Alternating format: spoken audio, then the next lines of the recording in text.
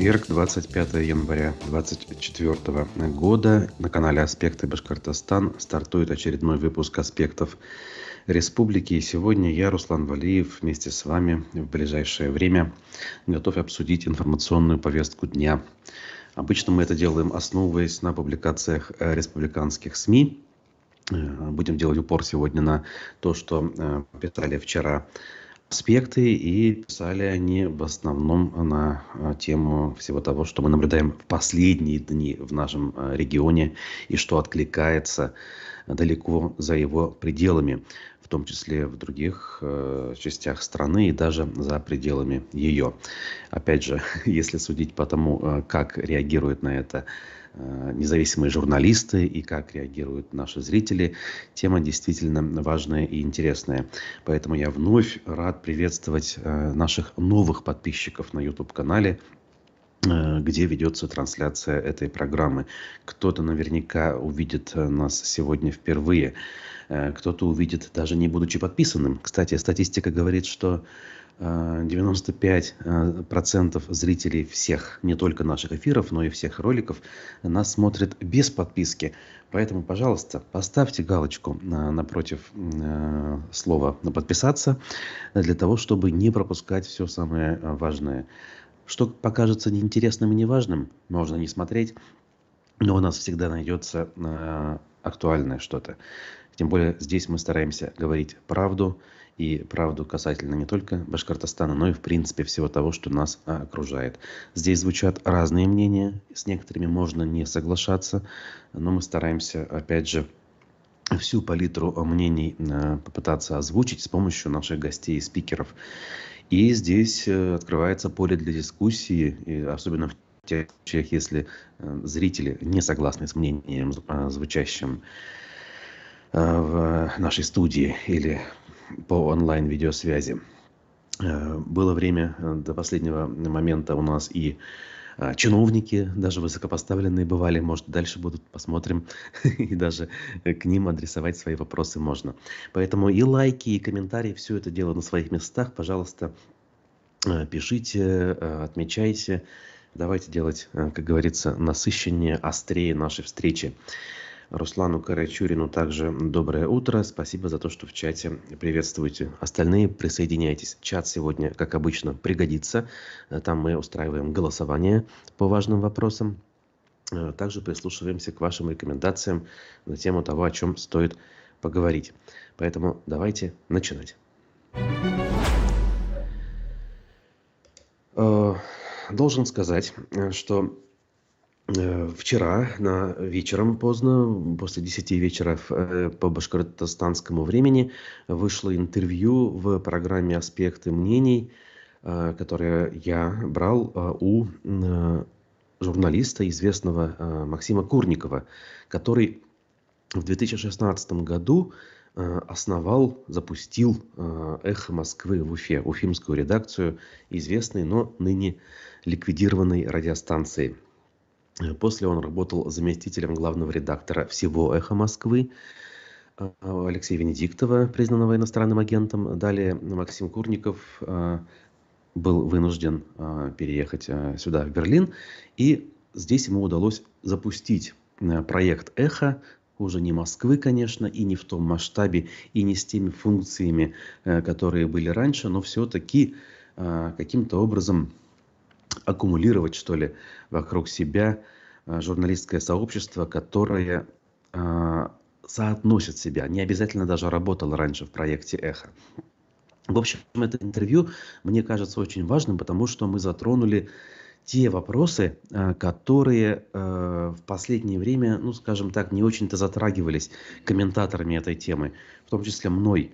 Наверное, те, кто нас смотрит, заметили, что лично я многим журналистам давал комментарии по событиям в Башкортостане, но обычно это плюс-минус одно и то же. То есть общая картина, как она возникла, что там происходит и какие сейчас последствия. В этом интервью с Максимом Курниковым мы немножечко попытались проанализировать. В общем, оно есть на нашем канале в полной версии. Посмотрите, прокомментируйте, поставьте лайк. А сегодня мы послушаем фрагмент этого интервью в нашей с вами программе. Ну и, соответственно, к событиям. К событиям, что я хочу сказать. Завтра в республике анонсирована акция в поддержку Радия Хабирова и его политики. Концерт заявлен, куда уже приглашены и изъявили желание там поучаствовать целый ряд артистов, прежде всего башкирских, в том смысле, что они не просто из Башкортостана, а они башкирские по национальности, этнически. Кто-то танцует, кто-то поет, кто-то и то, и другое делает, как этнопроект «Зайнетдин», например. Интересный молодой человек, Загир Зайнетдинов, популяризирует башкирскую культуру на современный лад. Опять же, кто не знает, посмотрите, довольно-таки симпатично у него все это выглядит. Как-то где-то году в 2019 он у меня был на интервью на Ихе, поскольку впечатлил, в общем-то. И вот он в последнее время завсегдатай всех этих провластных мероприятий. А вчера пост написал в Инстаграме. И в целом текст довольно-таки нормальный, знаете ли. Ну, то есть давайте, в общем, за мир, давайте дружить, давайте как-то, я не знаю, там, конструктивно себя вести. Ну, в общем и целом, знаете, ну, нельзя не согласиться. Но в конце добавил хэштеги с этими буквами Z. И, соответственно, в комментариях там очень весело стало. И даже я оставил свой комментарий, что если бы вот не эти вещи, то можно было бы, наверное, даже согласиться. Огромное количество людей присоединились к этой дискуссии. Впрочем, я сейчас немножечко как бы отвлекаюсь. Я что хотел сказать? Мероприятие состоится наверняка в любом случае.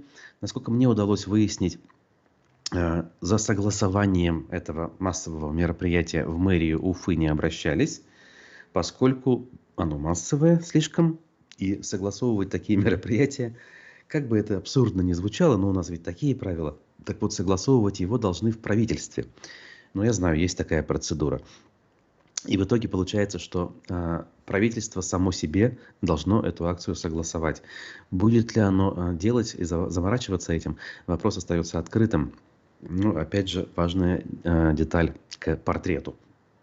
Также важной деталью к портрету являются сведения, которые приходят из разных уголков Башкортостана. Касаются они разнарядок и требований отправить нам мероприятие буквально из-под палки бюджетников. Я уж не могу утверждать, что все не хотят. Наверняка есть те, кто хотят, кто сделает это по воле сердца, по зову души. Кто-то, наверное, таких даже будет большинство, как аморфная серая масса, скажут: ну ладно, раз начальство сказало, значит мы поедем.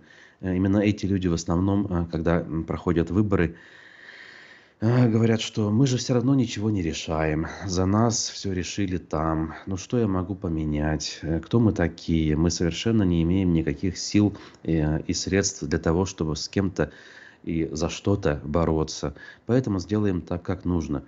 Кстати, я сам таких людей очень много знаю, в моем окружении большинство именно так себя ведет. Но есть те, кто вот в данном даже случае, пусть и поедут на этот концерт, но они продолжают среди своего окружения возмущаться, говоря, что это полный бред и что не хотят они этого делать. Например, в том же Зауралье, где прошли акции в защиту Фаиля Алсынова, некоторые люди именно таким образом рассуждают. При этом на фоне происходящего есть даже вот такие перегибы и совершенно абсурдные, на мой взгляд, ситуации. Руководство, ну, возьмем среднее какое-то бюджетное учреждение, это может быть школа, это может быть какая-то контора типа администрации, обращает внимание на активность подчиненных в соцсетях и вызывает на ковер тех, если те лайкают в соцсетях посты, понятно кого, то есть людей, высказывающихся против. И, соответственно, предъявляют чуть ли не ультиматумы, требуя удалить эти самые лайки и, возможно, комментарии, иначе будут санкции. Опять же, госслужащие у нас склонны бояться, склонны верить, и поэтому вынуждены эти самые требования исполнять. То есть, понимаете, я к чему это все рассказываю? Иной раз кажется, что уже все грани абсурда мы как бы видели, мы знаем, что вот он выглядит так, но оказывается нет. Далеко не все грани иной раз кажутся нам знакомыми, потому что бывает все гораздо более безобразно, более абсурдно. Марина Кирилюк. Концерт– это пляска на костях, пишет в чате трансляции. Да, да, конечно, под дулом автомата или пистолет к виску приставят. Кот Мурзик. Пользователь имеет такой ник. Ну, вот такие мысли у вас есть в чате. Продолжайте писать. Спасибо. Ну, а голосование я хочу запустить вот именно на эту тему, соответственно, которую анонсировал выше. Касается совершенно всех, кто нас смотрит, из Башкортостана или нет. Слышали ли вы от близких, каких-то родственников или просто знакомых, друзей, про принуждение посетить митинг в поддержку властей 26 января? И 3 варианта ответов. Слышал что-то об этом? Не слышал? Или вы не верите в то, что есть подобное принуждение? Что люди на такие мероприятия ходят обычно и в данном случае придут совершенно добровольно по зову сердца. Слышал, не слышал, в принуждение не верю. Поскольку я как бы информацию собирал, я, конечно, голосую за первый вариант, но не могу в этом случае выбирать ничего другого, потому что я точно слышал. Наверняка среди вас таких тоже достаточное количество найдется. Ну, резюмируя вышесказанное, могу сказать, что любопытно будет посмотреть на то, как эта акция пройдет. Но я уже, дайте угадаю, довольно много людей будет. Многие из них будут приезжать на автобусах организованными группами. И стоя на площади, они также будут находиться в группах по несколько десятков человек. Не потому, что их так кто-то расставит, а потому что они будут тяготеть к своим близким и знакомым, к тем, с кем они приехали. И это будет, опять же, четкой иллюстрацией того, как это организовано. Смысл какой в этом есть? Я думаю, что ответить на вопрос довольно непросто. Предлагайте свои версии, кстати. Есть ли смысл такой вообще какой-нибудь смысл подобного мероприятия? Может ли оно что-то кому-то доказать? Ну, я не знаю, может быть, пенсионеру из деревни, который посмотрит на это по телевизору, башкирскому спутниковому телеканалу, с комментариями пропаганды. И вот таких людей, конечно же, это как-то может, наверное, в чем-то убедить. Или даже не убедить, а просто закрепить в уверенности, что ли. Но, мне кажется, эффект все-таки краткосрочный и не такой фундаментальный, каким его представляют организаторы. Потомки Салавата Юлаева не должны быть продажные. Держать марку великий башкирский народ. Главное не поддаваться буржуям, пишет Карим Султанов. Рита, наша постоянная зрительница, пишет: здравствуйте, я точно знаю, что заставляют идти на концерт. Ну, безусловно, то есть это вообще для нас с вами не секрет, но, знаете, среди голосующих есть те, кто в это не верит. То есть вот так вот прямо 100% утверждать, что вся аудитория, даже наша аудитория в этом уверена, мы не можем, поэтому голосуем. Если вы слышали один вариант, не слышали, в принуждение не верите. Мы же сейчас, важный момент, я хочу подчеркнуть, рассуждаем с точки зрения слышал, не слышал. То есть, как бы понятно, официальных документов, что ли, каких-то приказов мы не увидим, нам их никто и не покажет, даже если они есть. Хотя их, конечно же, нет. Подобного рода документы в архивах формировать и хранить тем более никто не будет. Это не то, что можно демонстрировать потомкам, как говорится. Хотя, мне кажется, в анналах истории останется и сохранится все то, что мы сейчас с вами наблюдаем. И нам еще предстоит это все проанализировать, сделать выводы и как-то это все переварить. Кстати, об этом в том числе вчера в программе «Аспекты мнений» говорил Максим Курников. И я предлагаю сейчас послушать фрагмент этой программы. Во фрагменте упоминаются лица, которые признаны российскими властями иностранными агентами. Ну и мы обсуждали, в общем, о некоторых гранях тех последствий, которые уже есть после башкортостанского протеста и которые могут быть в том числе для власти. В общем, слушайте, комментируйте. Я через несколько минут к вам вернусь, и у меня еще есть новости. В основном безрадостные, но мы должны с вами их обсудить.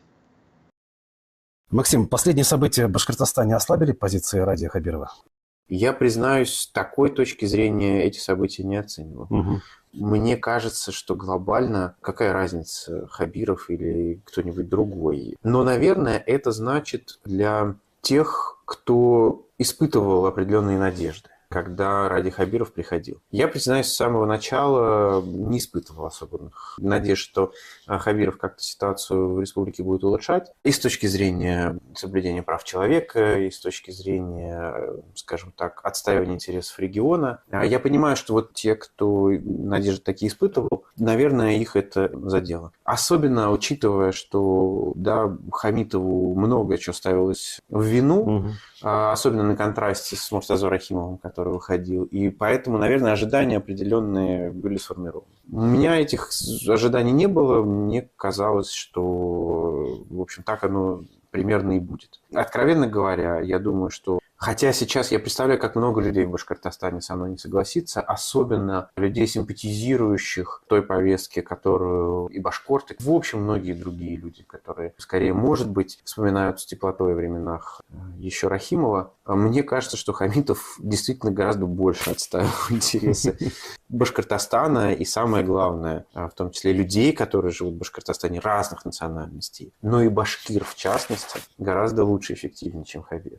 А с чем связано то, что протестующие, по крайней мере, в первый день своего массового мероприятия обратились и апеллировали к Путину? К нему они обратились с видео обращением, чтобы тот отправил в отставку Хабирова и позволил им выбрать того руководителя, кого они считают нужным. То есть люди настолько наивны, или, может быть, они действительно по объективным причинам могут в это верить? Каков процент приблизительно тех людей, кто вот так думает? Мы можем попробовать просчитать какие-то варианты. Признаюсь, я видел стрим, где, Руслан, ты выступал как раз и критиковал, в общем-то, во многом собравшихся и упрекал их в том, что как же вы не понимаете, куда вы обращаетесь. Может быть, даже будет хуже, в чем тебя как раз начали тут обвинять в комментариях, как это часто бывает, да, услышав свое, сказать, понятно, это человек, который защищает Хабирова. За Хабирова выступает. Но ты знаешь, я, признаюсь, я с тобой тоже не согласен, но это не то, что я считаю, что ты прав, а я не прав. Я просто не согласен, и сейчас попробую объяснить, почему.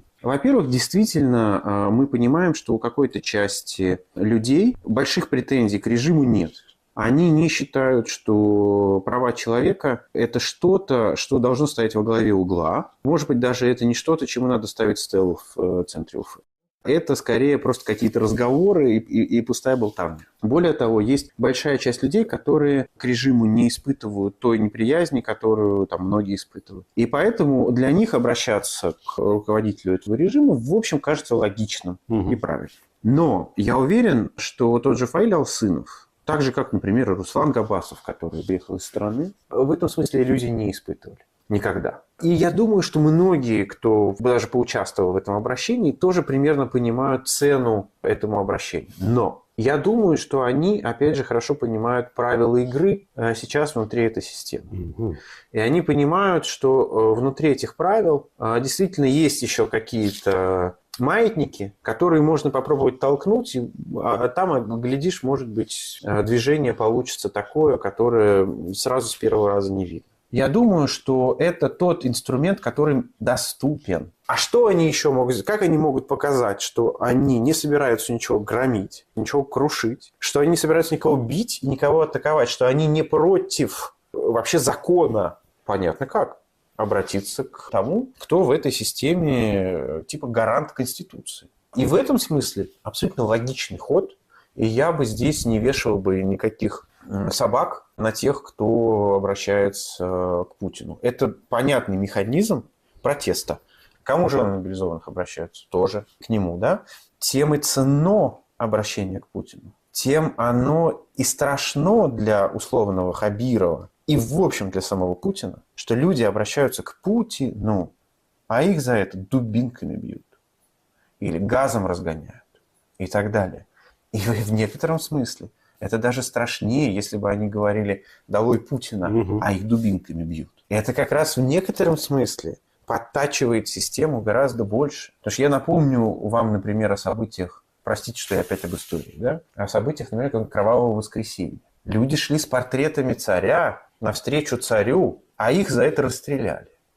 Это привело к такому разрушению представлений вообще о царской власти, о том, как должно быть устроено государство, что, как говорится, ни сказки сказать, ни пером писать. Поэтому с тем большим интересом начал наблюдать за этими событиями, когда это обращение к Путину увидел. И то, что вот оно обращение к Путину, да, заканчивается тем, что их в итоге метелят и разгоняют слезоточивым газом, будет иметь тоже последствия. Это же увидели люди. К Путину обращаются как к арбитру. Вот мы по этим правилам сыграли. Полностью по правилам. А нас за это вот так. Мне кажется, что чувство несправедливости поселится даже у большего количества людей, чем после осуждения Лилии Чанышевой, например.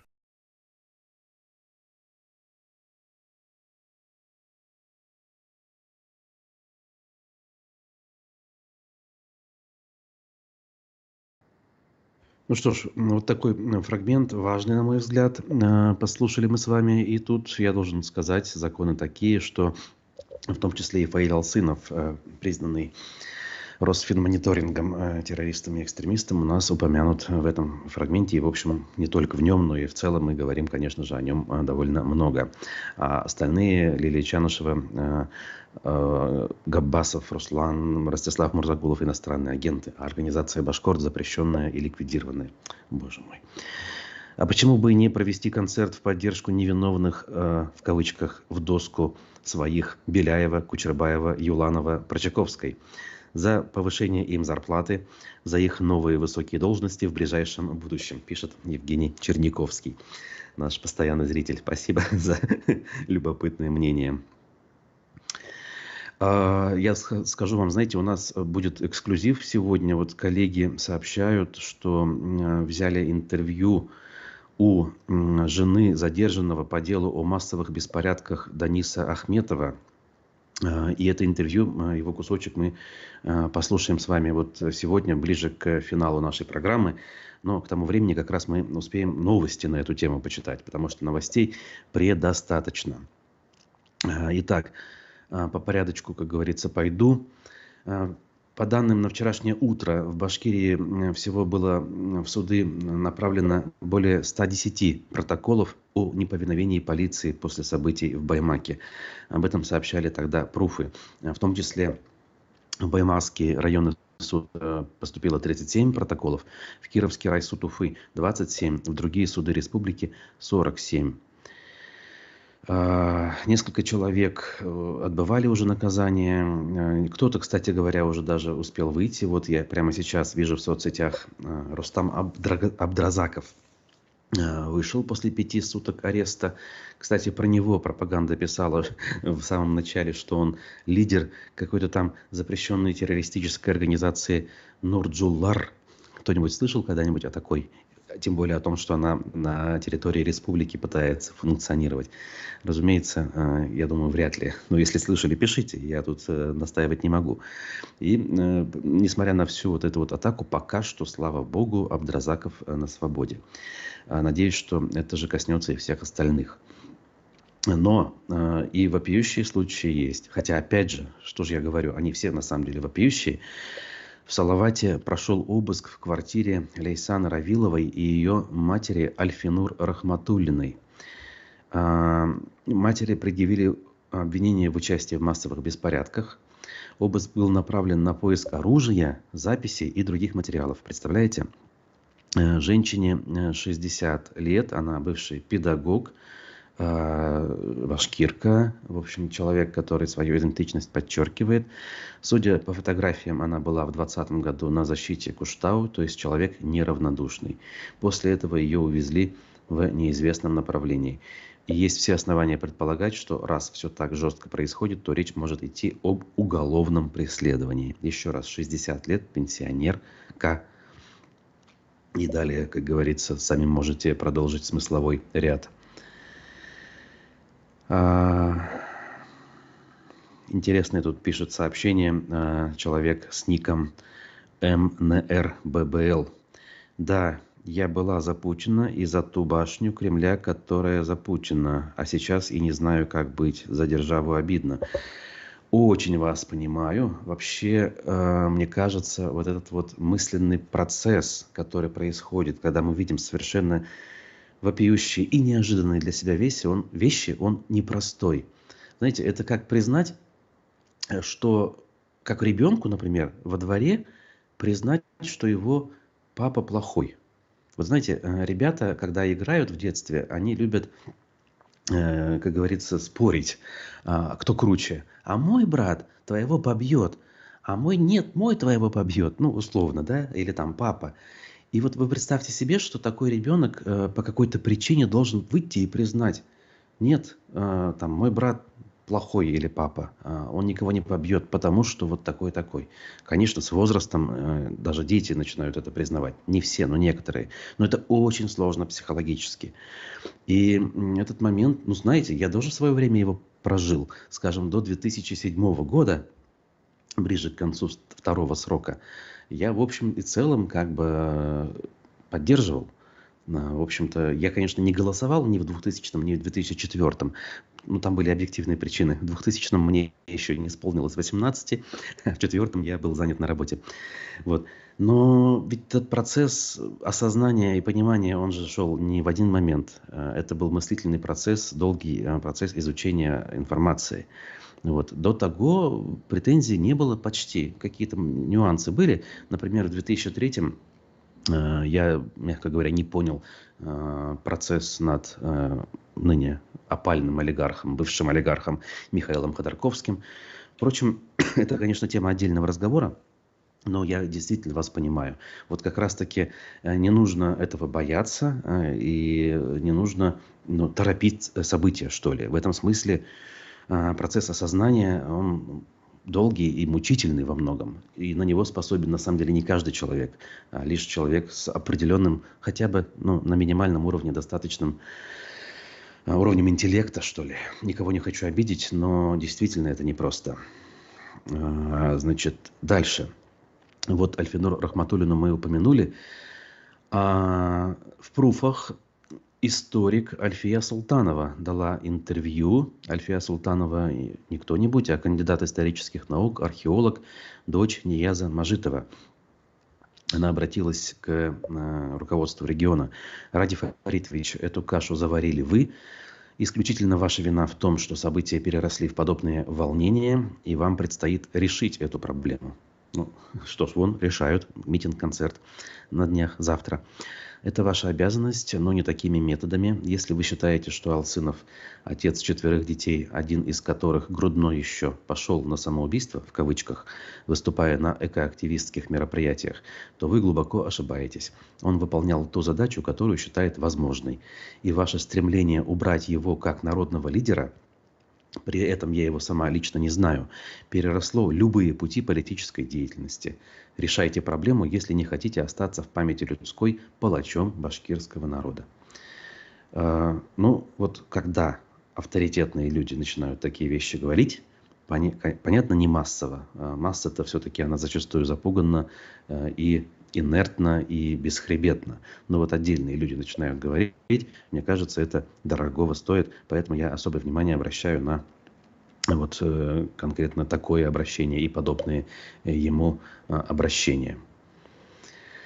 Еще один человек, экоактивист из Зауралья, Боранбай Аскаров, в свое время был у нас в эфире. Он считает, что в ситуацию в Башкирии должен вмешаться федеральный центр. Это вот в продолжении дискуссии о том, что люди обращаются к Путину и почему они это делают. Вчера, кстати, с Максимом Курковым мы об этом говорили. Тоже рекомендую к прослушиванию, к анализу этого фрагмента. Значит, И вот он продолжает эту мысль. Если у Ради Хабирова осталась хоть капелька уважения к себе, он должен сказать: «Я ухожу», сказал Буранбай Аскаров. Я считаю, что конфликт разрешить, Хабиров и его команда должны уйти в отставку. Всех задержанных надо отпустить, все возбужденные дела прекратить, потому что там налицо провокации со стороны силовиков. И в ситуацию должен вмешаться федеральный центр. Ну, окей, как говорится, я опять же остаюсь при мнении, что смена команды Хабирова на уровне Башкортостана – это менять шило на мыло. В общем, не вижу я никаких шансов, что какие-то другие руководители, какие-то другие команды могут качественно что-то изменить. Абсолютная вертикаль не позволит это сделать. Но если люди хотят, их право, как говорится. Вот. При этом, повторю, опять же, мысль важную. Вот люди подчеркнуто говорили, что они к диалогу готовы. То есть они пришли не крушить, громить, а обращаться к федеральной власти с обращением. То есть говорить, что смотрите, мы в вас верим, мы к вам апеллируем. А те ответили чем? Разгоном, физическим воздействием, палками, дубинками, газом. И вот после этого, наверное, конечно же, как наша зрительница или зритель с ником МНР начинает мыслительный процесс работать, да? А тем ли мы доверяем, в конце концов? К тем ли мы обращаемся со своими воззваниями? Выводы, как говорится, сами делайте. Даже татарские активисты на севере Башкортостана получили предостережение об участии в митингах. Пишут пруфы. Значит, активист и предприниматель Радик Гимазиддинов из Верхнеяркеева, то есть это северо-запад Башкортостана, граница с Татарстаном, такой татарский район, классический. Вот. Он сообщил пруфам, что получил письменное предупреждение об ответственности за участие в несанкционированном митинге. Ох, любят у нас вот эти вот предостережения. Мне даже как журналисту в 2021 году приносили. То есть мне приносили как гражданину, хотя я объяснял, что я на эти мероприятия хожу фиксировать происходящее. В общем, понятно. В документе там обычно говорится, что недопустимы действия, создающие условия для совершения преступлений, административных правонарушений, разрешение которых отнесено к компетенции полиции. Вот Марина Кириллюк пишет. Я далека от политики, сильно голодала в годы перестройки и сейчас думаю, что все можно стерпеть. Сейчас продукты подорожали так, что вынуждена покупать только акционный продукт, и это готово терпеть. Но когда избивают моих земляков, это недопустимо. Вот дискурс, связанный с тем, что в перестройку там, в 90-е денег не было и есть было нечего, а сейчас все хорошо, и поэтому сейчас все замечательно, я, конечно же, не разделяю, хотя понимаю, опять же, то, что движет людьми. Но понимаете, как бы не только в этом, что ли, заключается эффективность и правильность той или иной политики. Обстоятельства такие. Было трудно. Нефть, в конце концов, была дешевая. И страна развалилась недавно, в тот момент, в 90-е годы. Поэтому было тяжело. Экономические связи порушены. Бизнес на ноги не встал. Потом это все на ноги встало по объективным причинам. Нефть подорожала, прошло время.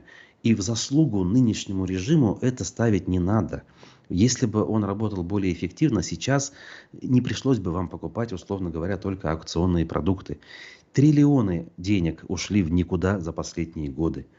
А если бы они ушли, опять же, я очень простыми словами выражаюсь, если бы они ушли туда, то я не знаю, на каком уровне жизни находилась бы сейчас бытовая жизнь наших с вами соотечественников, то есть нас с вами. Кое-кому повезло оказаться в нужное время, в нужном месте. Вот и все. Заслуг в этом нет. Есть лишь... вот все то, что произошло, оно произошло на самом деле не благодаря, а вопреки. То есть, я не знаю, что нужно было делать, чтобы уровень жизни россиян за последние годы не вырос. Просто вот стараться это делать, да. Но вроде этого делать не старались, и поэтому люди стали жить чуть лучше. Но в заслугу это ставить им не надо. Вовремя нужно уходить, опять же, для того, чтобы это развитие продолжалось. 10 лет развития нет.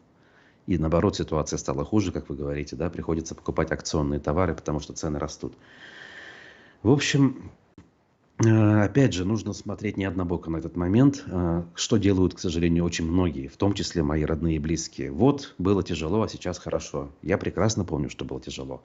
Я прекрасно помню, что в отличие, например, от некоторых своих однокурсников, у меня не было возможности поступить куда бы то ни было за деньги, то есть только на бесплатной основе, а у них была возможность. При этом они сейчас говорят, что было тяжело, хотя у них были серьезные деньги на поступление, да, а я говорю, что было тяжело, да, но, знаете, надежда была. Надежда была, что завтра будет лучше, а сейчас есть абсолютная уверенность, что будет завтра только хуже. Адвокат даже пострадал в эти дни от произвола. Смотрите, Гарифулай Апаров, один из известных адвокатов, ученый, после посещения СИЗО номер 1 тоже обратился к Владимиру Путину с жалобой. Он сказал, что 23 января, имея ордер адвоката на защиту подзащитных Рамили Саитовой, Галим, а также Дима Давлеткильдина, задержанного в Баймаке, подошел в проходную СИЗО, и в течение 2 с лишним часов в нарушение закона был незаконно задержан неизвестными лицами с 14 часов до 16 часов 15 минут местного времени. По словам адвоката, люди в форме ФСИН, которые не стали представляться, провели его в глухую комнату и попытались провести обыск в его портфеле в поисках телефона, который адвокат хотел использовать в качестве сканирующего устройства в общении со своим подзащитным. Тут дальше подробности у нас на сайте «Аспектов» есть, но, мягко говоря, вызывает вопрос, а что это такое, что-то новое. То есть у нас, по крайней мере, с адвокатами пока еще обходились в рамках закона. В конце концов, это еще не такой масштаб, как в случае с Алексеем Навальным, осужденным, и его сторонниками. Ну вот, начались первые звоночки, когда уже адвокатам не дают осуществлять свою профессиональную деятельность в полном объеме. Дальше. Суд Стерлитамака перенес слушание по делу защитника Куштау Рамиса Телепкулова. Рамис Телепкулов, кстати, проявил себя в активном гражданском поле после событий на Куштау, стал одним из основателей экологического движения «Зеленый щит Башкортостана». Не раз бывал в эфирах у нас на «Эхе Москвы». В общем, и его стали приглашать на мероприятия чиновники, но, правда, не местные, а федеральные, в частности, Росприроднадзор, Светлана Родионова, его руководитель, по инициативе Телепкулова и его соратников даже приезжала в наши Стерлитамак, Салават проводить мониторинг того, что там происходит вокруг содовой компании и Газпром нефтехим Салавата. Салават нефтеоргсинтеза бывшего, и даже какие-то громкие заявления делала. В общем, что-то происходило, знаете, в таком цивилизованном гражданском поле. И вот сейчас на Телепкулова тут вот идет давление, а пропаганда даже написала, что якобы он пообещал прекратить всю свою общественную деятельность, если ему удастся сейчас не оказаться за решеткой, а он выйдет, там, отбыв какой-то административный арест. Не знаю, насколько правда вот это последнее утверждение, что он решил все бросить. Но пока вот мы видим, что ему инкриминируют участие в баймакских событиях. По данным Стерлитамакского горсуда, рассмотрение дела по существу было назначено на 9:00 вчера, но потом было перенесено по каким-то причинам. Опять же, административное дело — это не так страшно. Понятно, что в любом случае и оно нежелательно. Ну, будем надеяться, что у Рамиса все будет нормально. Так, дербанят под шумок СВО все, что можно. Продлевают мораторий на общественное обсуждение, да, публичные слушания, например, по вопросам застройки тех или иных объектов. Действительно, мораторий продлен. Причем под соусом СВО или там под соусом коронавируса, ковида, который как бы официально завершился, у нас все можно блокировать. Мы уже говорили, по-моему, или, по крайней мере, в своих коротких видео я обратился, да, с мыслью к вам, что вот митинг, кому надо, как говорится, легко можно провести, многотысячный, и даже согласовать его, в общем-то, не у кого, потому что у самих себя согласовывать, это, мягко говоря, странно. А если кто-то захочет провести даже маломальское собрание, по соображениям антиковидных ограничений, в его проведении откажут. Такова реальность. Кстати, упомянули вновь митинг, поэтому можно итоги голосования подвести, которое стартовало еще в самом начале нашей программы. Слышали ли вы от близких про принуждение посетить митинг в поддержку властей 26 января? Итоги, в общем, даже любопытные местами. Слышали об этом 52% наших зрителей из тех, кто проголосовал. То есть чуть больше половины. Это много, но с другой стороны не подавляющее большинство, да? В принуждение не верят 10%. Такие есть. То есть 10% наших зрителей считают, что люди придут на такое мероприятие исключительно добровольно. Ну а 36% верят, что принуждение есть, но сами этого не слышали. Ну, просто-напросто не от кого слышать, наверное. Спасибо, друзья, что голосовали. Ну а я еще двигаюсь дальше, и нам есть кое-что, что обсудить. Перед этим я прочитаю комментарий нашей зрительницы Ларисы.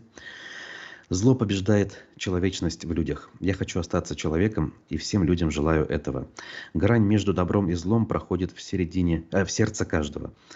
В сложившейся ситуации нужно жить дальше, просто жить. Спасибо за эти слова, мне кажется, очень важны эти слова. И опять же, тем, кто закрывает даже от самих себя свое человеческое нутро, оправдывая тем, что надо как-то жить дальше, надо работать. Мне кажется, стоит все-таки призадуматься. Да, может быть, не стоит лезть там на баррикады. И кто к этому призывает? Никто. Речь только о мирных событиях, безусловно, идет. Вот. Но каким-то образом, знаете, гражданскую позицию можно проявлять даже в законном и безопасном ключе. Например, поставить подпись за кандидата в президенты Бориса Надеждина. Как бы к нему ни относились, в общем, мне кажется, очень показательным является то, как люди массово, стоя в очередях, идут ставить за него подпись.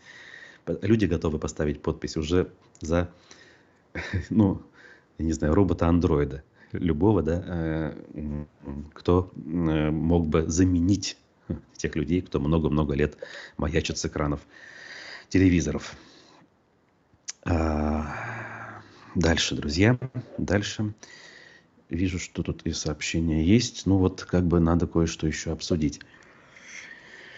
Но перед тем, как совсем финальные новости обсудим, давайте все-таки послушаем аудиофрагмент. Я еще сам его не слышал. Главный редактор «Аспектов» Разиф Абдуллин записал интервью с Илюзой Ахметовой, женой задержанного по делу о массовых беспорядках Дениса Ахметова.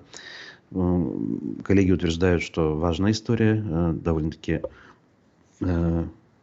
острая, поэтому все-таки слушаем, комментируем.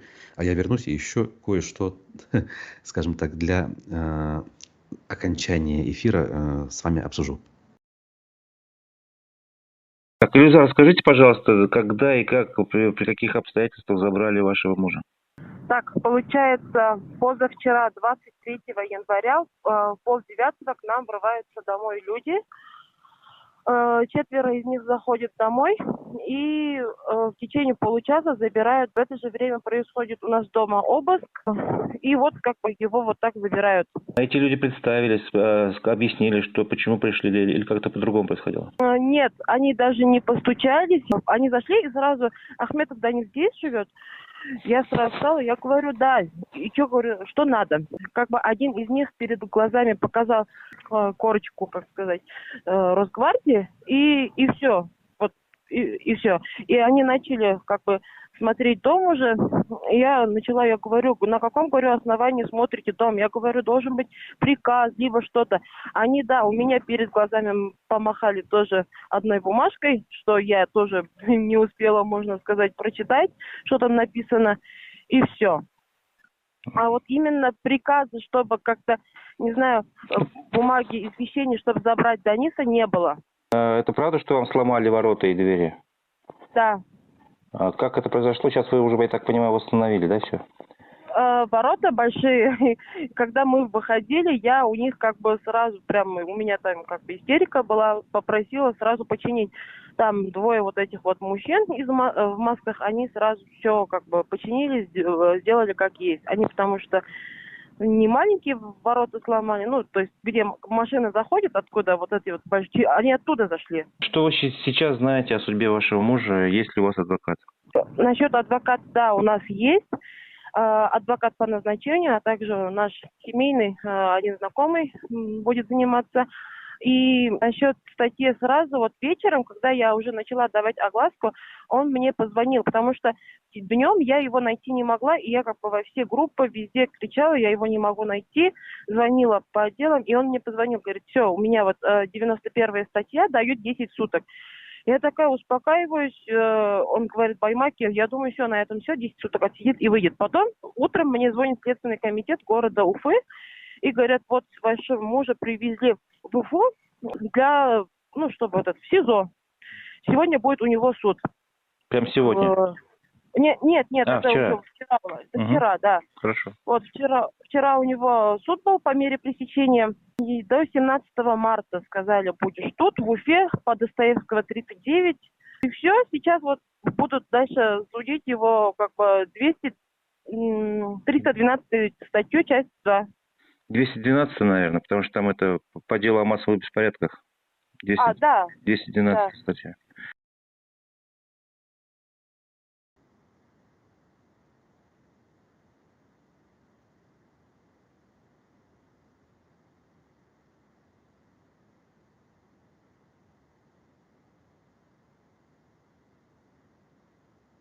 Прошу прощения, супруга задержанного по обвинению в массовых беспорядках Даниса Ахметова, Илюза Ахметова, была вот сейчас в аудиофрагменте, который вы послушали.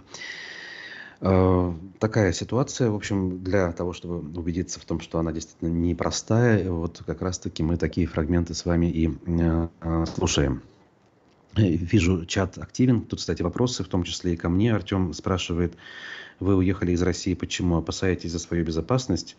Как бы нельзя отрицать этого. Я скажу, что тут целый комплекс, конечно, причин. Ну, прежде всего, это желание работать полноценно. Потому что вот то, что я делаю для аспектов сейчас, это я просто помогаю своим старым коллегам, да, тому проекту, который запускал. Но сейчас это не мой проект. Вот. И здесь я вынужден все вот эти оговорки и прочее. А здесь,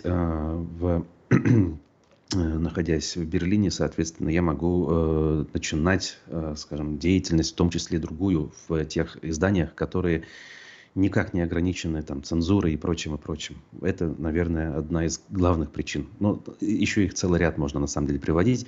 Как-нибудь обсудим подробно, сделая программу «Слух и аспекты», где я отвечаю только на ваши вопросы и ничего от себя, в общем, не рассказываю. Благодарности вот тоже пишут за гражданскую позицию. Спасибо, спасибо, друзья. В общем, всегда, как говорится, к вашим услугам в этом смысле. Важно, чтобы люди все-таки слышали и тоже задумывались.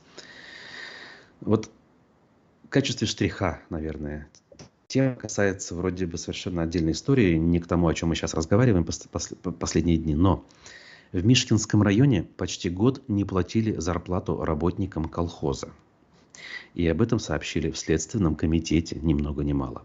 По версии следствия, руководство сельхозартели колхоза имени Ленина в период с января по ноябрь 2023 года не выплачивали зарплату 35 работникам. В результате задолженность достигла 1 600 000 рублей. Ну, сразу можно понять размер зарплаты, да? 1 600 000 35 работникам в течение почти года. Но даже ее не платили. При этом в указанный период у организации имелись деньги там и прам-пам-пам. Вы понимаете, что происходит? Вот, а что мы слышали от этих людей? Какие-то претензии они высказывали, какие-то акции протеста устраивали? Нет. И это говорит о чем? О том, что, к сожалению, ну так сложились объективные обстоятельства. Подавляющее большинство людей у нас готовы терпеть. Готовы терпеть происходящее и считают, что, в общем, от них на самом деле ничего не зависит. Виноваты они в этом, ну, наверное, лишь отчасти. Вообще виновата, конечно, та история, которая сложилась в нашей стране, ну, за последние уже 100 с небольшим лет. Я сейчас, опять же, немножечко упрощаю. Наверное, граней у этой истории гораздо больше. Не наверное, а точно. но как бы вот хочу донести лишь ход мыслей, да, на эту тему.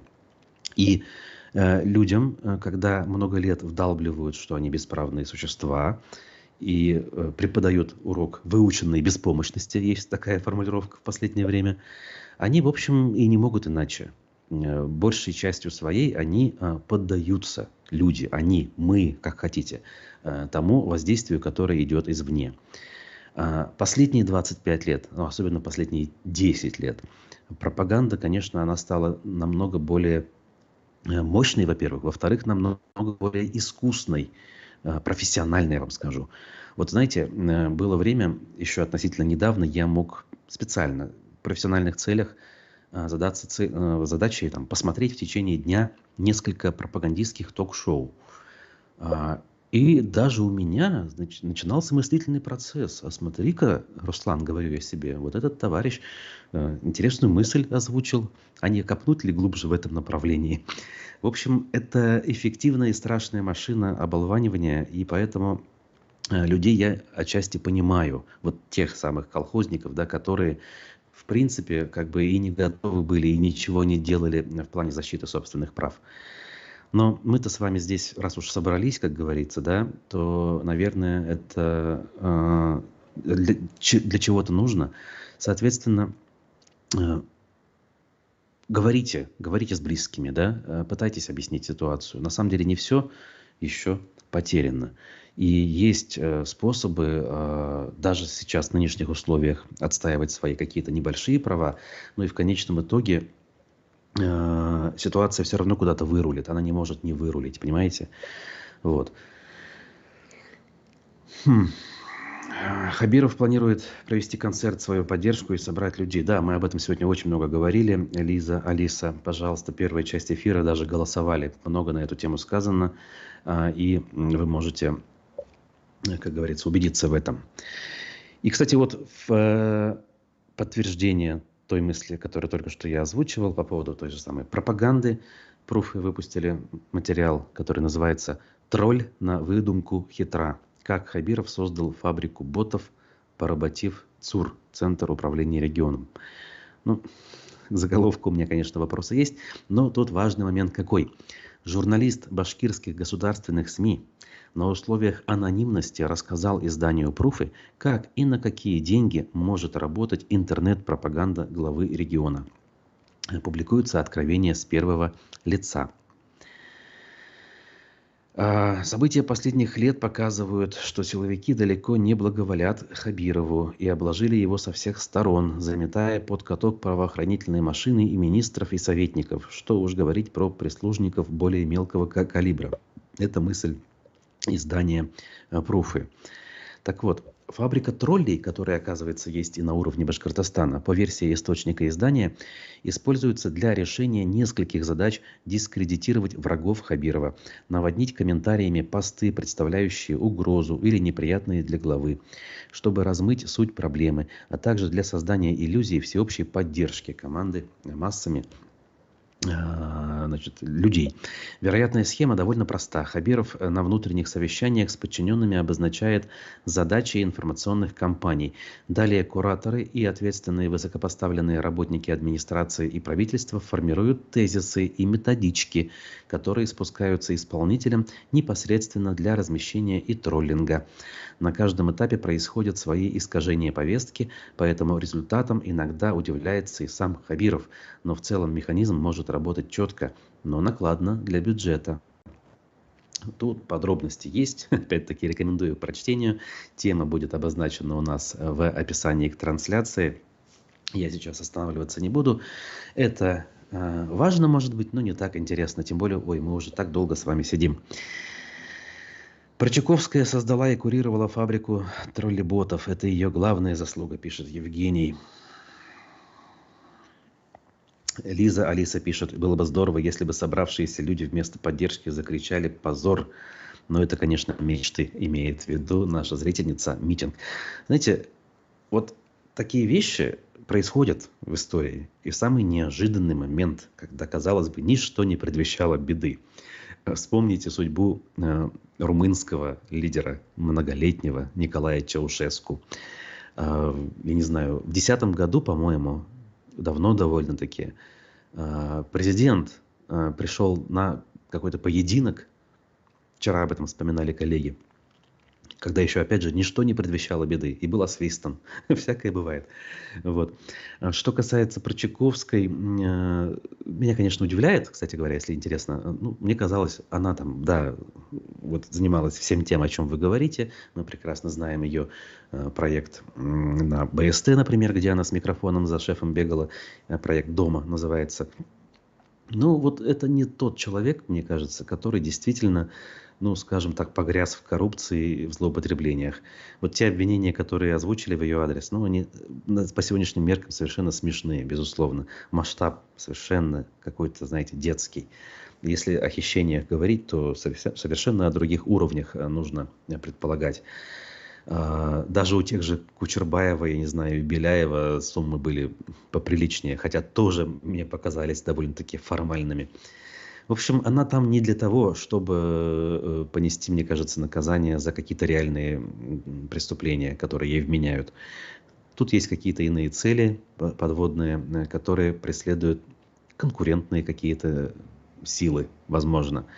Либо, я не знаю, те же силовые структуры, которые, как говорят, действительно имеют целый ряд вопросов к руководству Башкортостана, решили усилить свои позиции, сделать более толстой папку под названием «Компромат», как вариант. Но это все, знаете, из разряда конспирологии, а конспирологию я, друзья, не очень люблю. И вам не советую увлекаться подобными теориями заговора.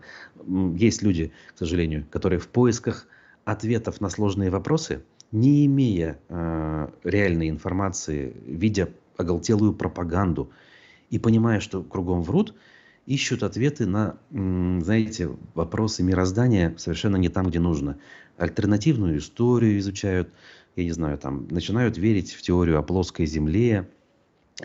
И дальше можно это продолжать. Уши в трубочку у меня сворачиваются, когда некоторые на вид приличные люди на полном серьезе об этом рассуждают. Но я, опять же, с пониманием, потому что я уже выше сказал, почему это происходит. В условиях всеобщей лжи, промывания мозгов, им кажется, что ложью является абсолютно все. То есть, условно говоря, они слушают меня, вроде как бы человеку, как человеку мне раньше там доверяли, но говорят, и ты, Руслан, все врешь, потому что вот иначе быть не может. Ложь – это как бы основа нашего мироздания, поэтому и даже ты, вроде парень неплохой, но ты врешь. И я ничего не могу с этим поделать, к сожалению. Ну, по крайней мере, в одночасье не могу, хотя все-таки стараюсь в хорошем смысле работу проводить для того, чтобы вот эти вот совершенно нездоровые мысли из головы этих людей уходили. Надеюсь, что среди наших зрителей таких меньшинство, но даже если такие есть, я с большим уважением, я понимаю, откуда берутся заблуждения, понимаю природу этой беды. Соответственно, смотрите нас чаще. Здесь говорят правду, здесь спорят, здесь звучат разные мнения, и это важно. Ставьте лайки в поддержку. Можете даже материально поддержать. Для этого сервис Boosty, ссылка на который найдется в описании, также работает. Совершенно любая сумма для вас незаметная, посильная, для нас будет значимым подспорьем. Особенно, когда вас так много, как вот в последние дни вы у нас есть. Еще раз благодарю всех, кто был активен в чате. Скажу, что сегодня у нас в программе отличный гость. У нас Арсен Нуриджанов, социолог, доктор социологических наук, в 12 часов по времени Башкортостана. Присоединяйтесь, смотрите, комментируйте. Один из самых остроумных наших спикеров. Я это говорю тем, кто его не знает и к нашему каналу присоединился относительно недавно. На телеграм-канал, пожалуйста, подпишитесь в аспектах. Там все эфиры, там новости в режиме нон-стоп, в режиме прям реального времени. И ссылки на сайт надо будет, если пойти. Удобно это делать с аспектов, с телеграм-канала. В YouTube перейти. Или, может быть, кто-то хочет в наушниках слушать эфиры в формате подкастов. Там тоже ссылки найдутся в закрепленном сообщении. В общем, очень удобно и на сегодняшний день наиболее актуально пользоваться телеграм-каналом. Ну а я, Руслан Валиев, с вами прощаюсь. Увидимся в обозримом будущем. Следите за анонсами. На мой личный телеграм-канал, в конце концов, можете подписаться. Там я тоже иногда некоторые мысли озвучиваю. Берегите себя, друзья. Хорошего дня. Хорошего вообще, не знаю, будущего, что ли. Но для этого надо еще постараться. Пока.